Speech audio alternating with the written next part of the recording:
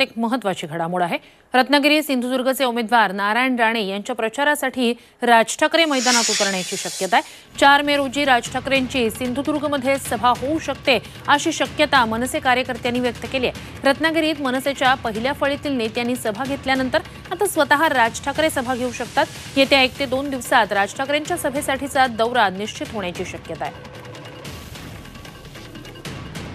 आता महायुतीचे उमेदवार रत्नागिरी सिंधुदुर्गचे नारायण राणे यांच्यासाठी आता स्वतः राज ठाकरे मैदानात उतरण्याची माहिती समोर येते। 4 मे रोजी ही सभा होऊ शकते असं कळते। अधिकची माहिती आपले प्रतिनिधी प्रणव पोळेकर यांच्याकडून घेऊया। प्रणव, एकूणच राज ठाकरेंच्या सभेनंतर आता कोकणातला हा सामना अधिकच त्यातला रंगतदार होणार आहे किंवा अधिकच त्यात राजकीय रंगत भरली जाणार असं म्हणता येईल का?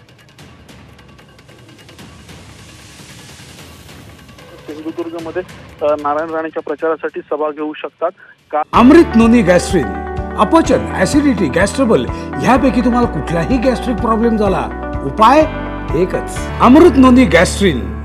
कालच या ठिकाणी जायचे पहिल्या फळीतल्या मनसेच्या पदाधिकाऱ्यांनी रत्नागिरीमध्ये नारायण राणेच्या प्रचारासाठी सभा जी आहे ती घेतलेली पाहायला मिळेल। त्यामुळे आता याच नारायण राणेच्या प्रचारासाठी आता पुन्हा एकदा मनसे अध्यक्ष राज ठाकरे जे आहे ते मैदानात उतरू शकतात आणि 4 मे रोजी त्यांची सभा जी आहे ती सिंधुदुर्गमध्ये होऊ शकते अशा पद्धतीची माहिती जी आहे ती भाजपच्या पदाधिकाऱ्यांकडून मिळालेली आपल्याला पाहायला मिळते। नक्कीच।